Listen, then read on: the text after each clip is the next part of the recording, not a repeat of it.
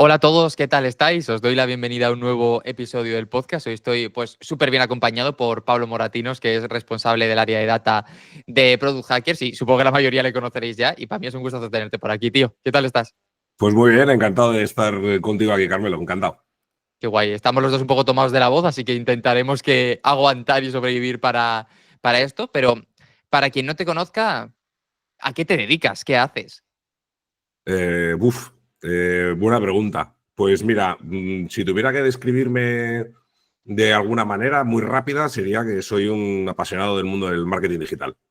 Eh, Ujú. Esa pasión me ha llevado a escribir, a divulgar mucho sobre temas de marketing y la evolución de los últimos 12 años, porque en el 2012 fue cuando emprendí en el mundo del marketing online, me ha ido llevando hacia el campo de los datos, hacia el campo de la analítica digital. Aunque hago muchas cosas, porque la verdad es que, como te digo, soy como muy apasionado de muchas disciplinas, pero los datos es lo que más me flipa.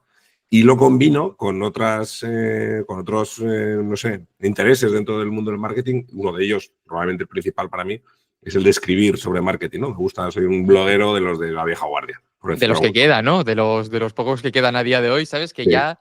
ya ni siquiera ya no es el vídeo, es el vídeo corto, lo que hace la mayor parte de la gente, ¿sabes? Sí, sí. Bueno, ahí trabajo con muchos formatos, ¿eh? Llevo muchos años haciendo podcast también. A Ujú. partir del podcast, pues video podcast, pero yo creo que no sé, seguramente el formato en el que más cómodo me siento siempre ha sido el escrito, ¿no? El del mundo del blog. Y ya te digo que, bueno, ha evolucionado de muchas maneras, pero yo me considero un poco de los de pura cepa, ¿no? De los de la vieja guardia, Joder, como tío. te decía antes. Oye, ¿y cómo llegas a todo este mundo? ¿Cómo te da por meterte en esta locura? Pues yo trabajé muchos años en el mundo de la televisión, empecé como cámara de televisión y fue evolucionando hasta que terminé siendo realizador y finalmente el director técnico de una red de televisiones locales que en los años 2000 se extendió por España. Y llegó un momento en el que, bueno, ya no me motivaba de la misma manera, además la empresa pasó por unas dificultades económicas muy potentes, de hecho terminó cerrando y tal, y decidí, para mí era un buen momento para emprender, era de esas veces que no es que tú elijas emprender, sino que emprender te elige a ti, ¿no? Te empuja un poco de alguna manera. Y entonces cuando emprendí, en esa época era un momento en el que se estaba empezando a dar el salto a la televisión digital, la televisión digital de verdad, no la TDT, sino la televisión digital en el Ok. sentido de que empezaba a haber contenido en formato vídeo digital en las páginas web de las televisiones y todo esto. Entonces yo ya había estado haciendo un poco un desembarco en todo ese mundillo como responsable técnico de esa digitalización. Y entonces dije, bueno, pues a ver, conozco un montón de proveedores, conozco clientes que están dispuestos a invertir dinero en esto, pues me voy a poner por mi cuenta y voy a empezar a trabajar. Y esa fue un poco la idea. Empecé haciendo cositas de video marketing, especializado sobre todo en video marketing, Ujú. pero luego fui evolucionando y finalmente en la agencia pues hacíamos un poco de todo, siendo durante muchos años de ese proceso que estuve unos 10 años con la agencia, la creación de páginas web fue el core, digamos, más importante que tuvimos. Qué guay, tío. Al final ahora estás muy metido en el tema de los datos y yo tengo la sensación de que tenemos más datos que nunca, pero que la mayor parte de la gente no les presta ninguna atención realmente, que están ahí, con mucho les echan un vistazo por encima y realmente que teniendo la pista ahí de qué te funciona, qué no te funciona, teniendo un camino realmente para actuar, la mayor parte de las personas no lo mira directamente, ¿no? Y cómo, y nos estará escuchando gente que quiere empezar a trabajar con datos, que tenga muchos datos acumulados. ¿Cómo es el proceso un poco cuando entréis a trabajar con alguien? ¿Cómo es el proceso para ayudarle a crecer con todo esto? Y ahí el campo de la disciplina del dato o de la data ha crecido muchísimo en los últimos años, ¿no? Y ahora a mí es curioso, en el equipo mío en Product Hackers estamos 6 profesionales y de los 6 profesionales ninguno se dedica a lo mismo, a la misma, digamos, disciplina dentro del mundo de los datos. De hecho, son muy poco permeables y hay compañeros que no saben hacerlo del de la disciplina del de al lado. Entonces, ha crecido muchísimo en los últimos años. Pero para mí hay no sé, como una inquietud que me permite identificar mucho a la gente que les va a sacar partido a los datos, que es esa gente que es muy curiosa, que le gusta mucho investigar, no sé, que les gusta el mundo del misterio en el sentido de las típicas novelas policíacas y ese tipo de cosas, ¿no? Que te gusta descubrir cosas, ¿no? Ir tirando de hilos, ir descubriendo cosas, no sé, jugar al Cluedo, por decirlo de alguna manera, para los Sí. que gustan jugar a los juegos de mesa, ¿no? Si tienes esa inquietud, probablemente en el mundo de los datos vas a encontrar una oportunidad buena como analista, que para mí es un poco de donde surge todo. Si eres un apasionado de las matemáticas, puedes meterte en el mundo del data science, y crear, no sé, modelos predictivos y cosas así, pero donde hay más emoción probablemente y la parte que está más pegada al mundo del marketing es la parte del análisis, ¿no? Del análisis digital.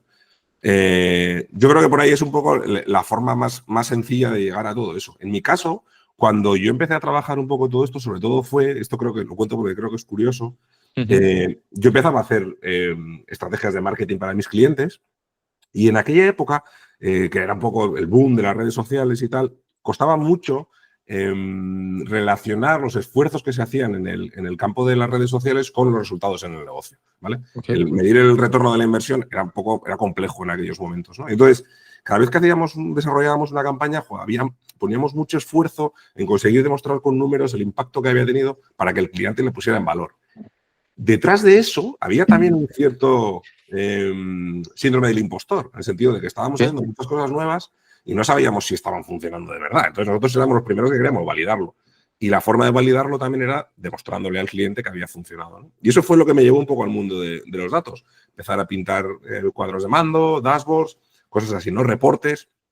Y me di cuenta, monté un pequeño sistema analítico en los reportes para ver cuántos clientes los consultaban y me di cuenta de que casi ninguno los consultaba. Eso te iba a decir. Es que es una pena eso, la verdad, porque, tío, tienes ahí toda la información y no usarla a día de hoy, que yo creo que la gracia que tenemos en el marketing digital es que se puede medir todo en general, ¿no? Y no nadie mira nada realmente. Pero fíjate, yo lo atribuí a un problema mío, una limitación mía. Dije, no soy capaz de crear un cuadro de mando lo suficientemente accionable para el cliente para que él lo consulte, ¿no? Y entonces para mí el reto fue, bueno, pues vamos a trabajar en esto, ¿no? No quiero hacer cuadros de mando que nadie consulte. Y eso ha sido un poco el foco que me ha guiado siempre, ¿no? Decir, bueno, es verdad que trabajamos en un mundo en el que el Big Data está... Yo me recuerdo que hace unos años escribí un post de ¿qué es Big Data? Porque la gente no lo sabía muy bien y decía, bueno, para mí el Big Data no me aplica. Hoy en día ya sí. O sea, hoy en día prácticamente todo lo que estamos haciendo se recoge tal volumen de información y se tiene que gestionar de tal manera que ya la podemos considerar Big Data para negocios pequeños. Y el reto siempre ha sido ese, ¿no? El de tratar de poder seleccionar la información que es realmente más útil para los clientes, para mis compañeros y hacer esa tarea, ¿no? de filtrado. Yo creo que es un reto chulo y por lo menos no es mira, tienes toda la información que puedes ver, ahora consúmetela tú, ¿no? Hazte tú lo que puedas con ella, ¿vale? Eso es que no es interesante. Claro. Y al final, cuando luego trabajáis en Product Hackers y trabajáis con clientes, ¿cómo es un poco el proceso de trabajo con ellos? Porque a mí me parece súper interesante, ¿no? Cómo llega siempre una persona, una empresa, un proyecto y cómo se hace todo el proceso con ellos. Nosotros en el equipo de data tenemos dos vertientes dentro de Product Hackers. Una es la de la asistencia a los propios managers, a los product managers, que son los que trabajan habitualmente con los clientes. Pues llega un cliente que pues normalmente tienen un bloqueo dentro de su crecimiento, están desarrollando diferentes estrategias de marketing, pero no terminan de dar el salto, ¿no? Y aunque ya tengan lo que se suele llamar el product market fit y ya están establecidos, digamos, en el mercado, pero no consiguen dar un salto, digamos, cuantitativo importante de cara a su facturación normalmente, ¿no? Entonces, normalmente llegan con esa inquietud de decir, bueno, ¿qué podemos hacer para crecer en este sentido? Y los managers, los growth managers, son precisamente los que se encargan un poco de diseñar esas estrategias de growth. En general, el growth no es más que muchas estrategias que hemos conocido de toda la vida de marketing, pero aplicadas y seguidas mediante proceso experimental, proceso de metodología científica, ¿no? Lo que hacemos es basarnos en datos a la hora de tomar decisiones y, sobre todo, validar todas las hipótesis que tengamos mediante datos, que es lo que diferencia un poquito del marketing más convencional. Entonces, una vez que entra el Growth Manager, establece una estrategia de crecimiento, normalmente, pues, dentro un poco de lo que es la mitología del growth, es un poco pues basada en sesgos cognitivos y todo ese tipo de cosas, que son un poco los disparadores en los que nos apoyamos. Llega el momento de validar esas hipótesis de crecimiento que tenemos. ¿Cómo las validamos? Mediante experimentos que hay que analizar. Y es donde entramos nosotros, los del equipo de data. Lo que hacemos es ayudar a extraer o a conseguir la mejor calidad de datos que permita validar esos experimentos y ayudamos en el análisis. Nosotros aportamos un poco el conocimiento estadístico y el Growth Manager es el que, digamos, interpreta un poco esa estadística para ver si se validan las hipótesis que tiene o no. Y luego, aparte de eso, tenemos un servicio externo, que eso sí que va a clientes de Product Hackers directamente, no pasa directamente por los managers, que son normalmente proyectos de instrumentación.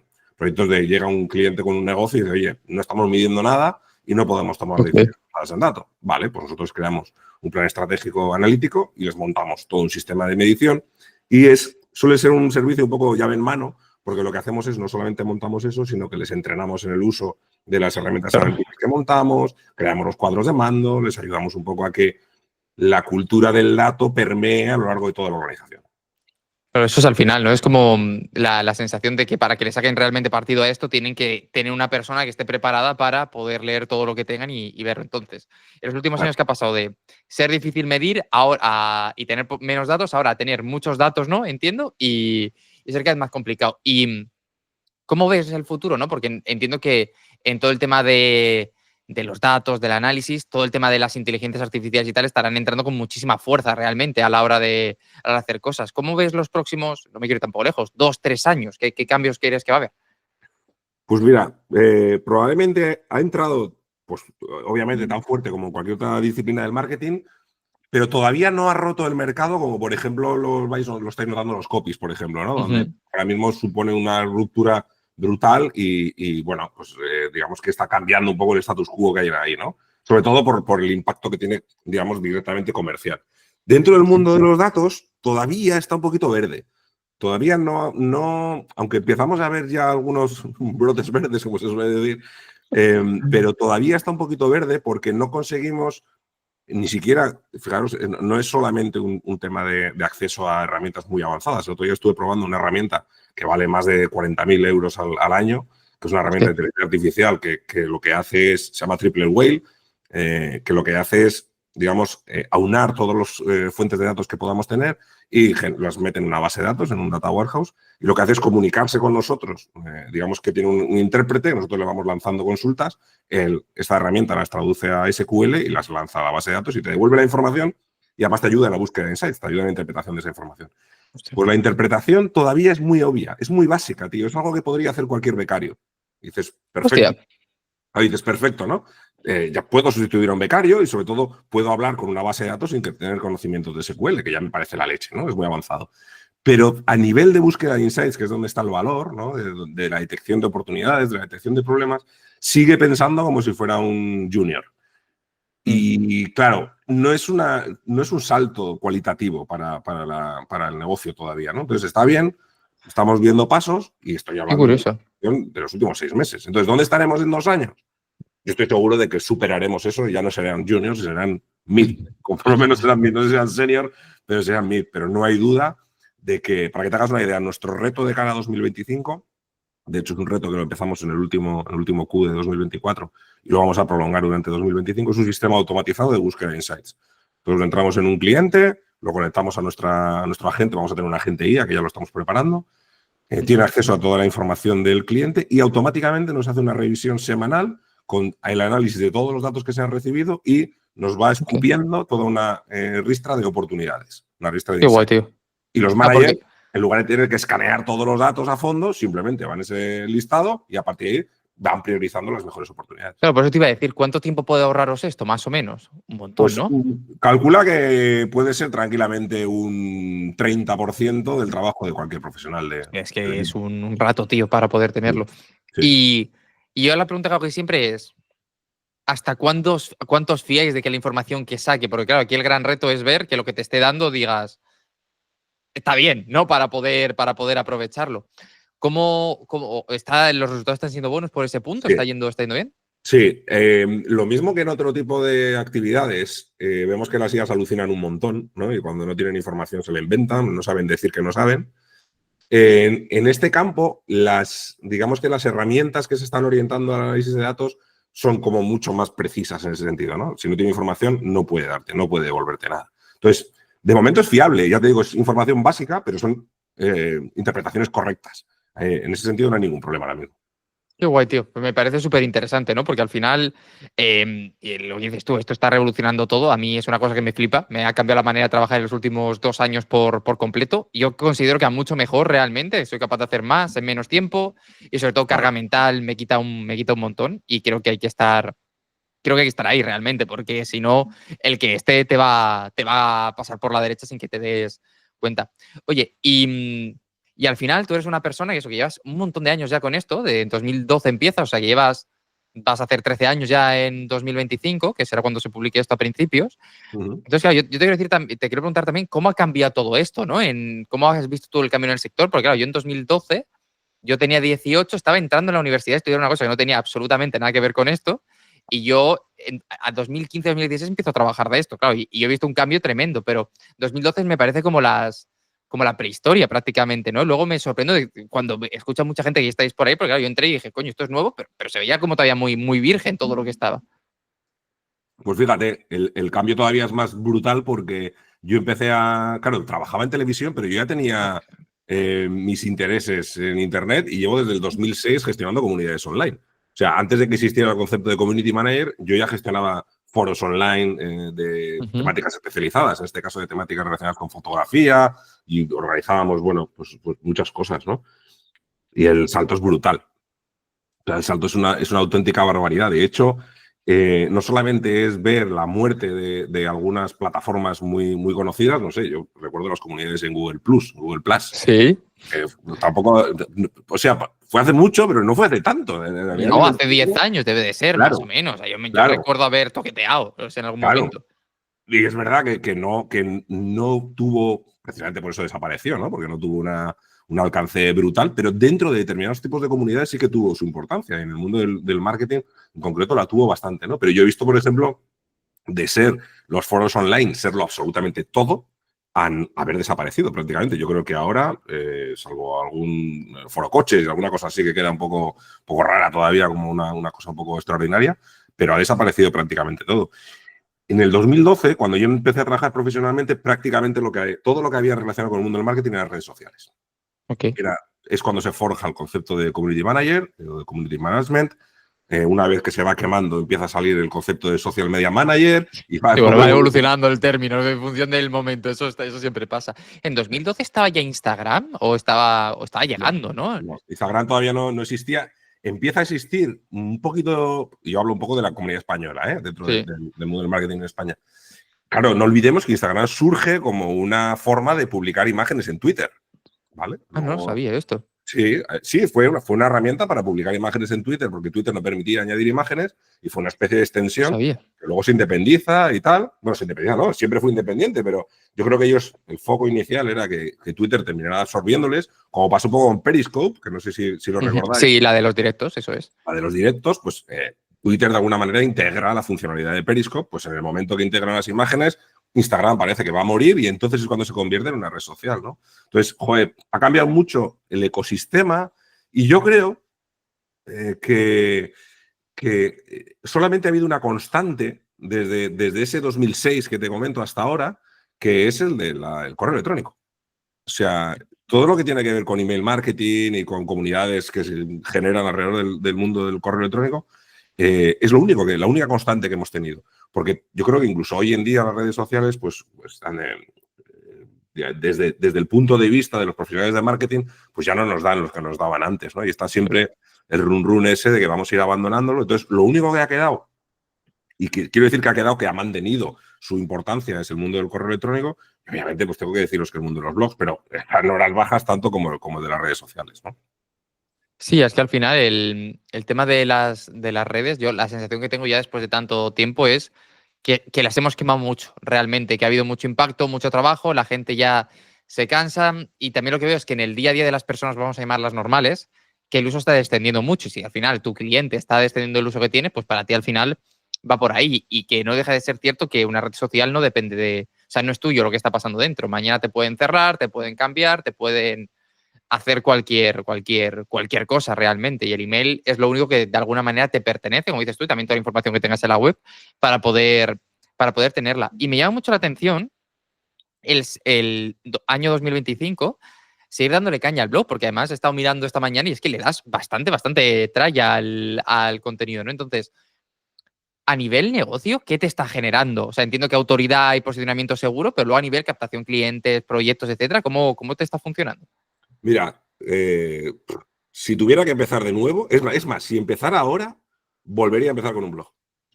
En 2025, ¿no? En También. 2025, sí, lo haría. A mí me ha dado todo. Yo todo lo que he conseguido profesionalmente, todo se lo debo al blog. En el momento en el que yo empecé tenía mucho sentido. De hecho, estaba pensando, yo tengo un blog, pues desde... me acuerdo que había una plataforma que se llama Blogcindario, que era una plataforma española. No tengo ni idea tú. Es que yo no sé, yo creo que ya ni existe. pero que se podían publicar blogs gratuitamente y ahí fue donde empecé. Evidentemente, todavía en aquella época no existía ni WordPress, ni Blogspot, ni nada de esto, ¿no? Ni Blogger, ni nada. Pero yo hoy en día volvería a empezar. De hecho, a mí ahora mismo toda la autoridad que puedo tener profesional la mantengo y la consigo a través del blog. Al final el blog es donde yo dirijo todo, casi todo lo que hago en Twitter y casi todo lo que hago en LinkedIn, que son mis dos redes sociales un poco las más activas. Y todas las oportunidades profesionales que he tenido desde entonces han estado muy vinculadas al blog. El hecho de que esté trabajando en Product Hackers han influido muchas cosas, obviamente, pero la autoridad que tenía la había conseguido a través del blog. Escribí un libro y lo escribí también un poco precisamente porque la persona, el editor que me planteó la idea, me leyó en el blog y digo, ostras, pues este tío podría escribir un libro, ¿no? Tiene capacidad para escribirlo, por lo menos técnicamente, ¿no? No es un desgarramantas escribiendo. Y a mí me ha aportado muchísimo. De hecho, lo sigo utilizando de alguna manera como con el mismo foco con el que empecé a utilizarlo, que es como un blog de apuntes. Yo todo lo que tengo muy mala memoria y todo lo que voy creando lo voy volcando al blog para acordarme. Y el mayor usuario de mi blog soy yo mismo. Igual. Busco cada vez que necesito algo, lo busco ahí. Cada vez que voy a dar una charla, estoy preparando una conferencia y a lo largo de la preparación de la presentación, digo, joder, a este tema, claro, no me da tiempo en una charla de 20 minutos, pero esto sería muy interesante que la gente lo viera antes de la charla o después de la charla para completar. Igual, tío. Para mí es una extensión más de todas mis facetas de comunicación. Pero yo tengo la sensación de que a día de hoy las redes están perdiendo fuerza, o sea, el contenido corto, dinámico, dopamínico, llamémoslo así, la gente se está cansando mucho y yo veo, por un lado, que el tema de escribir está cada vez más, o sea, el email y el blog, yo creo por correlación también está ahí. Y otra cosa que estoy viendo mucho es la tendencia a contenidos en YouTube extremadamente largos cada vez más, ¿no? Como que nos hemos cansado ya del pim pam pum, por decirlo así, estamos buscando cosas que poder ver más tranquilos, más sosegados de alguna manera para poder funcionar. Y al final, bueno, todo esto es un péndulo, ¿no? Estás un día en un sitio, estás en otro, pero hay cosas como que se mantienen. Y me parece súper interesante porque mientras hay gente que está buscando la estrellita que se mueve cada día, ¿no? Para poder decir, pues ahora estoy aquí, ahora estoy en otro sitio. Tú te has mantenido muchos años en ese punto y yo creo que esa es un poco la clave de que las cosas funcionen realmente, porque yo siempre le cuento a gente con la que trabajo o alumnos que tengo tú tienes que ser el tonto de algo y que incluso si te insultan, te pueden identificar, ¿no? Pues Pablo es el tonto de los blogs, por decirlo de alguna manera, pero ya tienes una diferenciación, ¿no? En ese punto. Sí, sí. Además, yo, a ver, no tengo ninguna bola de cristal, no sé lo que va a pasar, ¿no? Pero con los blogs yo creo que pasa un poco con el email marketing, que nos vamos a pasar años matándolo, ¿no? El email está muerto, los blogs están muertos, pero, hostia, ahí siguen, tío. No termina de salir y la gente que tiene, prácticamente toda la gente que tiene cierta influencia en su área de conocimiento, tiene de alguna manera otra un blog, un videoblog, alguna cosa así, ¿no? Me da un poco igual el formato, pero en el fondo es lo mismo. Yo tengo un podcast y el podcast está almacenado en una página web y se publica como si fuera un formato blog, con su entrada, su presentación, el audio, el vídeo en ese caso también. Pero en el fondo es un blog. Llámalo videoblog, podcast blog, lo que quieras, pero sigue siendo lo mismo. Es un poco la misma forma de distribución del contenido, ¿no? Entonces, yo lo que sí que voy viendo es que fíjate cómo aparecen las inteligencias artificiales. Empiezan a respondernos en prompts. Todo va a cambiar, Google se va a romper, no sé qué, como se va a romper Google, la derivada es que se va a romper todos los contenidos que sean indexables por Google a los que puedes llegar a través del buscador. Y de repente, tío, el paso siguiente en muchos LLMs de inteligencia artificial es que nos dan resultados, nos dan respuestas, pero además nos meten las fuentes para que Eso vayamos es. a buscar, ¿no? Y en el fondo es otra herramienta de búsqueda que termina derivando en nuestro propio sitio de nuevo, ¿no? Ostras, pues igual no va a desaparecer esa publicación de contenidos, porque además de algún sitio tendrá que recoger la información las IAs, ¿no?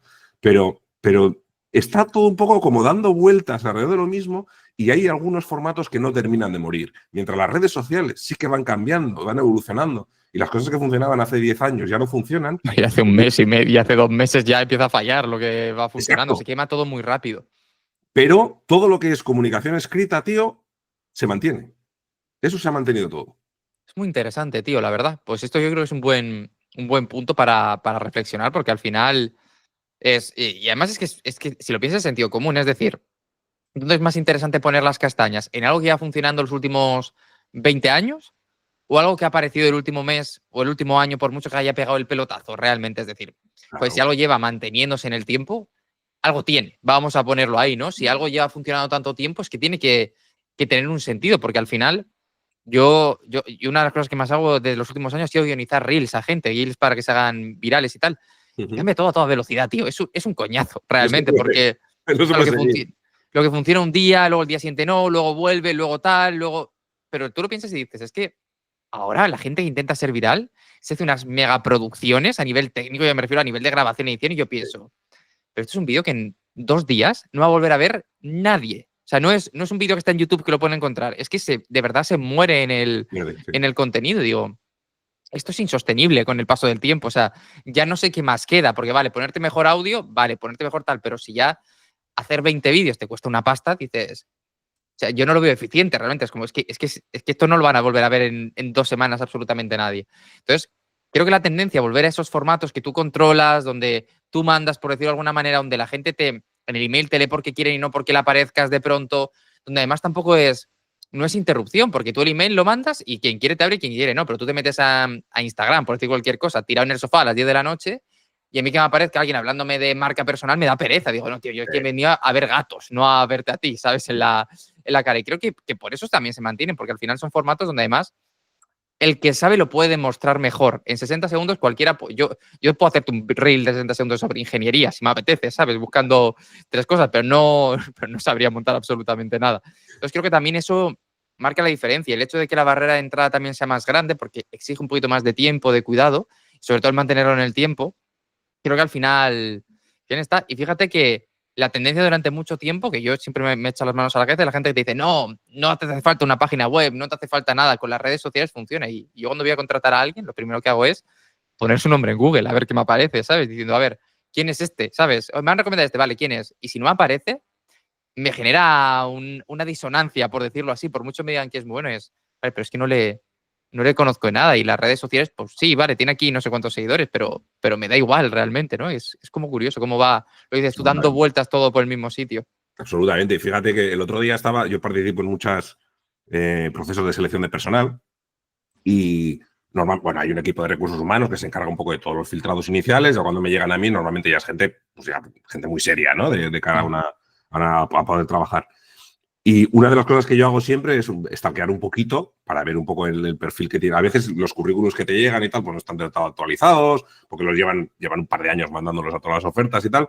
Entonces me gusta ir a ver un poco en LinkedIn, a ver de qué suelen hablar, qué les inquieta. Y normalmente siempre me voy a ver si tienen un blog. Un canal de YouTube, un podcast, cualquier plataforma de difusión de su propia opinión, ¿no? Y de su conocimiento.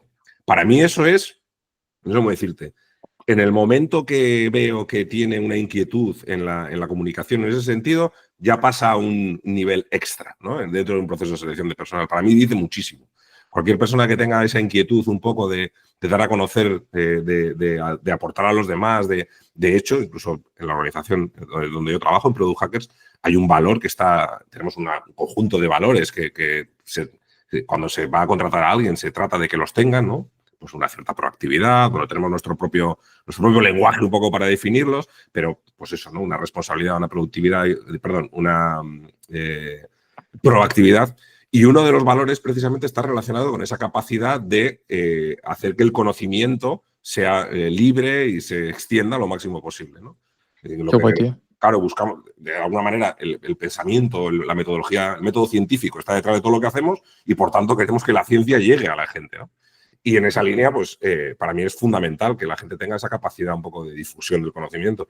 Y ya te digo que en el momento que yo veo y no es porque sea un señor mayor, que lo soy, pero cuando veo que tienen un blog, que tienen una plataforma de difusión, joder, para mí ya es un plus para esas personas. O sea, estuve en un evento en Nicaragua este verano, en Managua, en la capital, y era una serie de conferencias y tal, y durante todas las conferencias, todos los ponentes, no falló ni uno, que salieron antes que yo, que pudieron salir 10 o 12, todos recomendaron, estábamos en una universidad dándolo, y había un porcentaje muy alto de alumnos y alumnas de la universidad, y a todos les recomendaron que se abrieran un perfil en LinkedIn, ¿no? Que se dieran a conocer a través de ahí. Y cuando llegué yo, el número 10-12, pues mira, además venía un poco con el nombre de WordPress en la camiseta, y les dije, está genial que os abráis un LinkedIn, pero abriros un blog.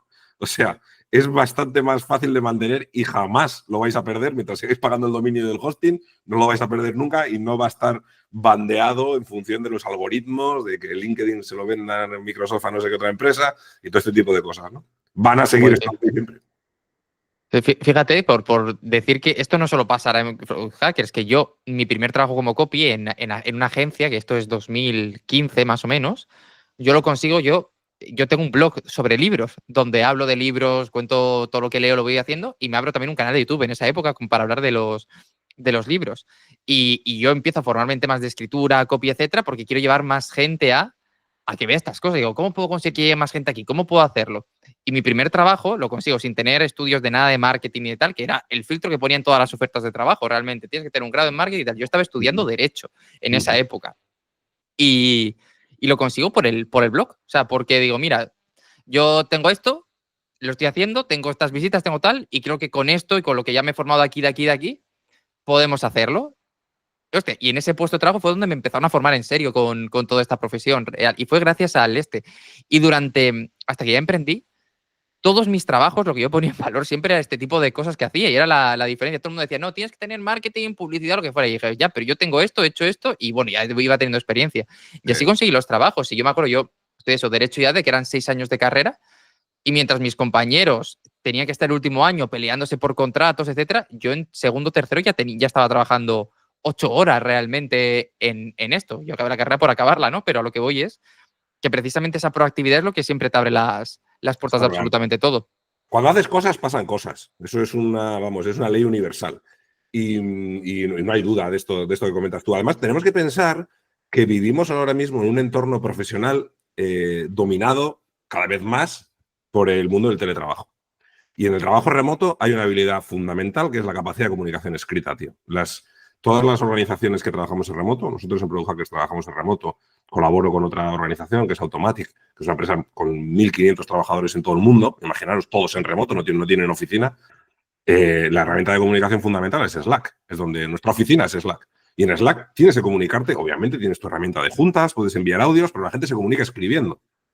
Es fundamental cuando vas a trabajar con otra persona estar seguro de que va a ser capaz de comunicar ideas complejas mediante la habilidad de la escritura.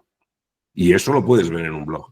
A mí me ha pasado de contratar a gente, pues aparentemente muy profesional, con unas capacidades del copón y luego unas limitaciones a la hora de comunicar de forma escrita terribles, tío. Y eso en una organización, en un trabajo en remoto, es una limitación brutal. Es algo así como no sé, estar trabajando en una oficina con alguien que, no sé decirte, pero con alguien que no se ducha, tío, o que no, o que, yo qué sé, que tiene cualquier cosa. Que no habla tu idioma al final, porque si no eres capaz de transmitir una idea y además en teletrabajo, que implica mucha comunicación asimétrica también, que no es que le puedes estar preguntando todo el rato, que cada mensaje tiene que ser súper claro, oye, mira, esto es para esto, tal, y la persona lo tiene que recibir. Y ya no es solo que sepa comunicarse, sino una persona con la paciencia y la tranquilidad para poder articular los mensajes bien, porque a veces da la sensación que todo el mundo va a toda velocidad y es como, no, tómate el tiempo para hacerlo. De hecho, yo estoy muy saturado de gente que manda audios todo el rato, que digo, vale, sí, si el audio está bien, pero creo que la herramienta principal debería ser el texto escrito, que lo puedo leer, lo puedo releer, y un audio me implica tener que escucharlo, parar absolutamente todo para escuchar tus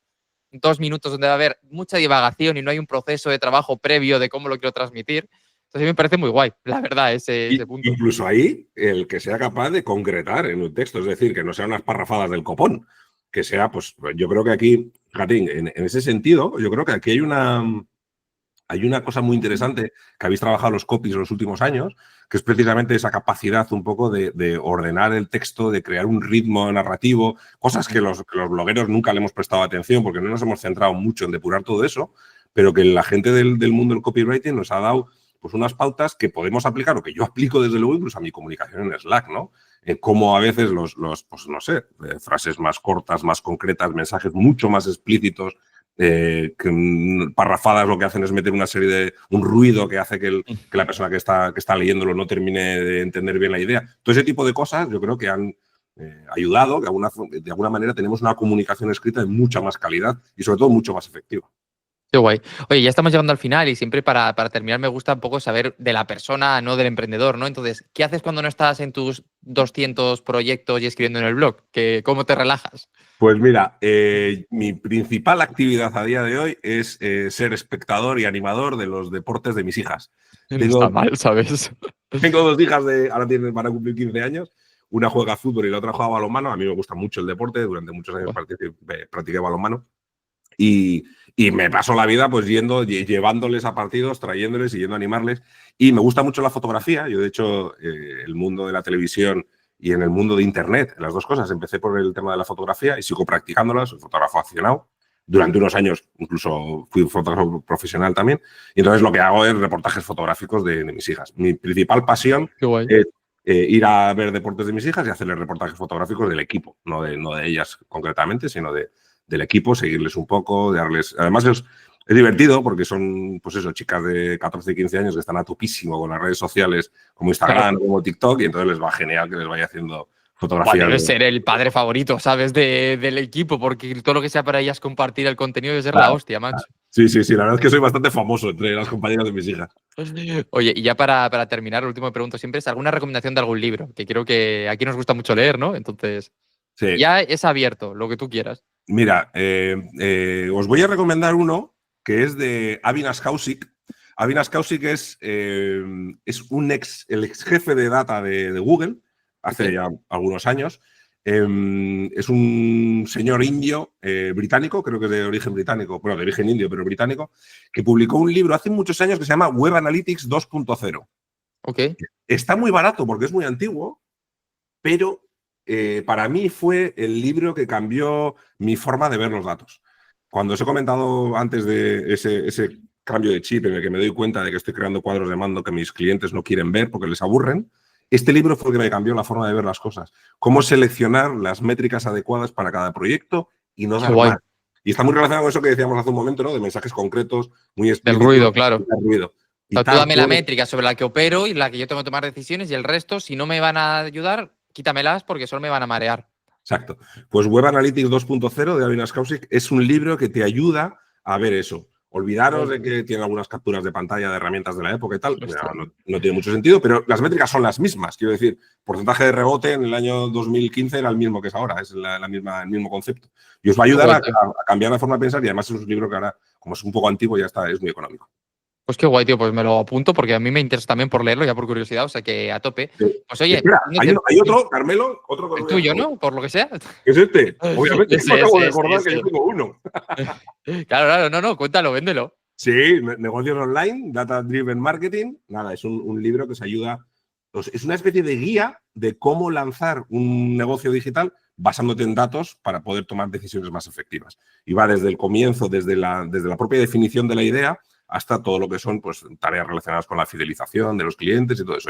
Recoge toda la vida útil de un negocio, y lo bueno es que además tiene una lectura circular de alguna manera, porque en el momento que tú ya estás trabajando en la fidelización, probablemente quieres desarrollar nuevas vías de negocio, puedes volver al inicio del libro y volver a trabajar un poco. Tiene una lectura muy circular.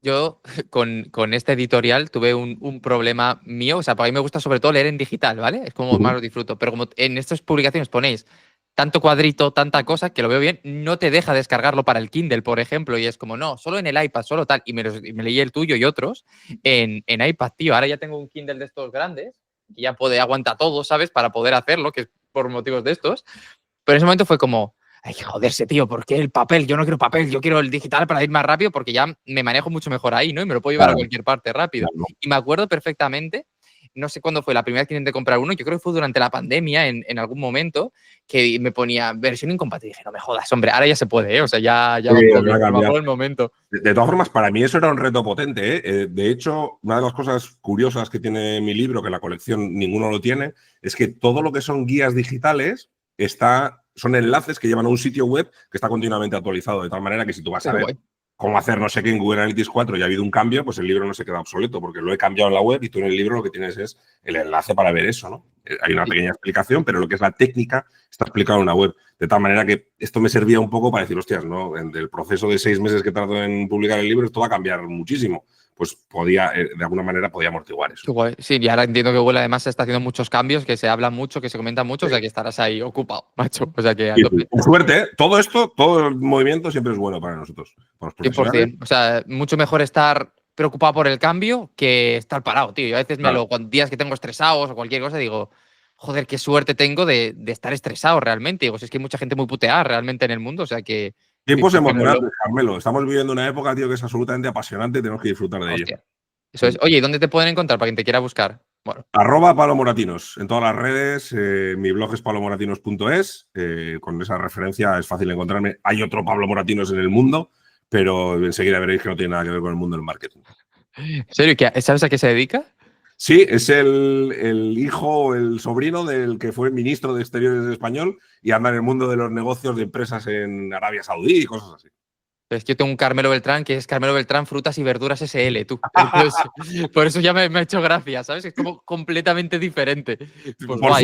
Por suerte, pero lo malo sería que se dedicara a lo mismo que nosotros. Pues eso sería una putada realmente, Sí, ¿eh? O sí. sea, que guay. De hecho, yo cuando empecé con todo lo del copy, me cargué todo lo literario para que no para que no se pudiera relacionar con eso ya, ¿sabes? En ese momento, ya cuando emprendí.